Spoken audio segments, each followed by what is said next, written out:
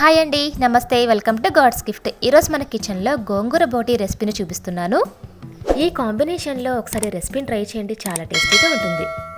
Non veg recipe ఇష్టపడే వాళ్ళు ఈ రెసిపీని ఇంకా ఇష్టంగా తింటారు. ఇంకెందుకు లేట్, ప్రిపేర్ చేసేద్దాం, వచ్చేయండి.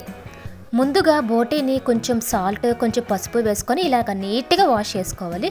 ఒక కుక్కర్లో 1/2 లీటర్ వాటర్ వేసుకొని మనము క్లీన్ చేసి పెట్టుకున్న బోటీని ఈ కుక్కర్లో వేసుకొని కుక్కరు మూత పెట్టేసి ఒక 4 to 5 విజిల్స్ వచ్చే వరకు కుక్ చేసుకోవాలి.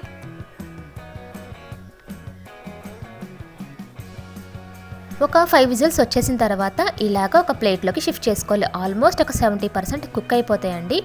ఉల్లిపాయలు, పచ్చిమిరకాయలు ఇలా చిన్న పీసెస్గా కట్ చేసుకొని అదే కుక్కర్లో ఒక 5-6 స్పూన్స్ ఆయిల్ వేసుకొని ఇవన్నీ ఫ్రై చేసుకోవాలి.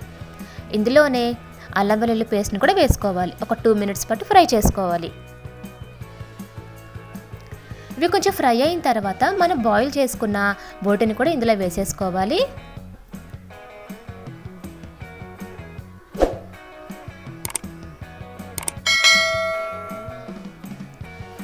ఒక 5 మినిట్స్ పాటు మీడియం ఫ్లేమ్లో పెట్టుకొని కుక్ చేసుకోవాలి. ఇందులోకి ఒక చిన్న మసాలాని ప్రిపేర్ చేసుకోవాలండి.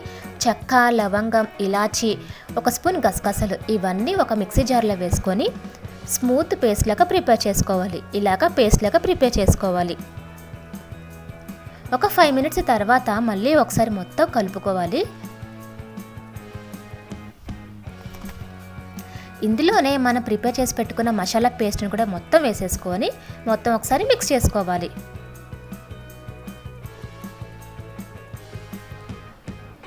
ఇందులోనే కొంచెం పసుపు, 2 స్పూన్స్ కారం, తగినంత సాల్ట్ ఇవన్నీ వేసుకొని మిక్స్ చేసుకోవాలి.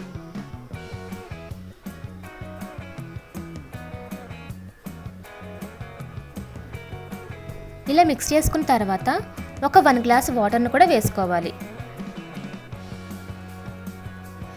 ఈలోపు మగ్గుతూ ఉంటాయి. ఈలోపు గోంగూరని మనం బాయిల్ చేసుకుందాం. ఒక కట్ట గోంగూరని ఇలాగ నీట్గా వాష్ చేసుకోవాలి. స్టవ్ మీద కడాయి పెట్టి ఒక 2 స్పూన్స్ ఆయిల్ వేసుకొని గోంగూర మొత్తం ఒక స్మూత్ పేస్ట్ లాగా ఇలాగా ప్రిపేర్ అవ్వాలి. ఇందులోనే 1 స్పూన్ కారం, కొంచెం సాల్ట్ ఇవన్నీ వేసుకొని మిక్స్ చేసుకోవాలి. చూస్తున్నారు కదా, ఇలాగా గోంగూరని ప్రిపేర్ చేసుకోవాలి. మనం ప్రిపేర్ చేసుకున్న గోంగూరని ఆల్రెడీ 70% కుక్ అయింది కదా బోటీ, ఆ బోటీలోకి వేసేసుకోవాలి.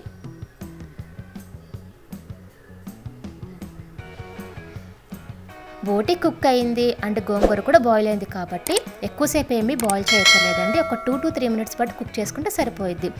లాస్ట్లో కొంచెం గరం మసాలా, కొత్తిమీర వేసుకొని ఒక 2 మినిట్స్ పాటు మూత పెట్టేసి కుక్ చేసుకుంటే సరిపోయిద్ది. అంతే అండి, చూసారా ఎంత ఫాస్ట్గా అయిపోయిందో. కొంచెం బోటీని క్లీన్ చేసుకోవడం కష్టం, కానీ కర్రీ మాత్రం చాలా టేస్టీగా ఉంటుంది. మీకు ఈ వీడియో నచ్చింది అనుకుంటున్నాను. ఈ వీడియో కనుక మీకు నచ్చితే మీ ఫ్రెండ్స్కి, రిలేటివ్స్కి షేర్ చేయండి. సబ్స్క్రైబ్ చేసుకోవడం మాత్రం మర్చిపోకండి. డెఫినెట్గా ఈ రెసిపీని మీరు కూడా ట్రై చేసి మీ ఇంట్లో అందరికీ పెట్టండి. చాలా టేస్టీగా ఉంటుంది. Thank you.